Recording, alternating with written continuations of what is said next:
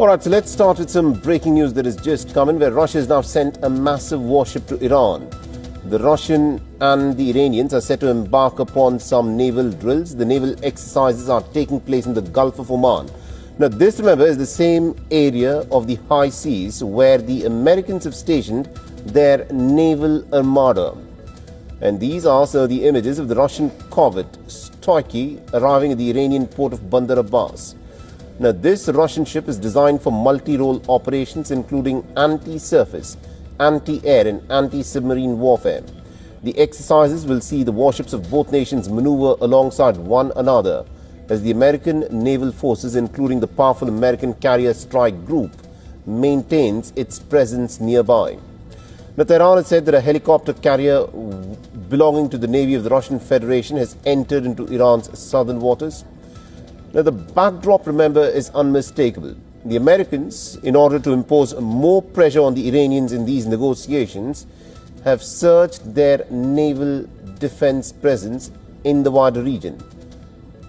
And Donald Trump has deployed major naval assets, including the Carrier Strike Groups, to press Iran during these indirect nuclear talks. The proximity of the Russian and the Iranian drills to an American carrier group is sending ripples through global strategic circles, and analysts see it as more than just routine training.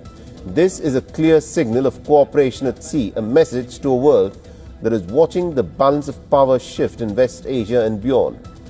Now, the atmosphere in the region has shifted from tension to a hair-trigger alert. By embedding Russian assets into the Iranian defense perimeter, Moscow is also creating a strategic shield of sorts. It complicates any potential American strike plan, forcing the American commanders to consider the catastrophic risk of hitting a Russian hull.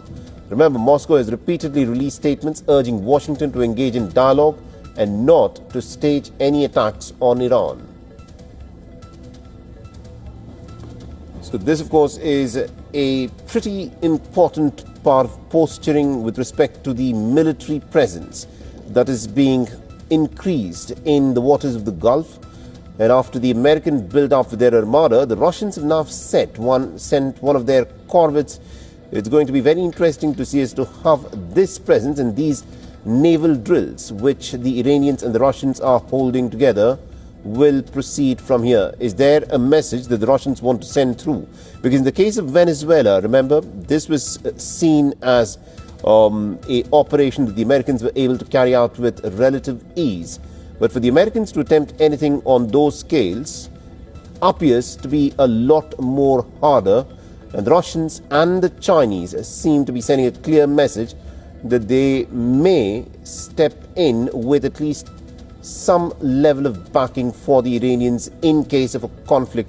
And it now remains to be seen as to how much more pressure the Americans will try and exert over Iran.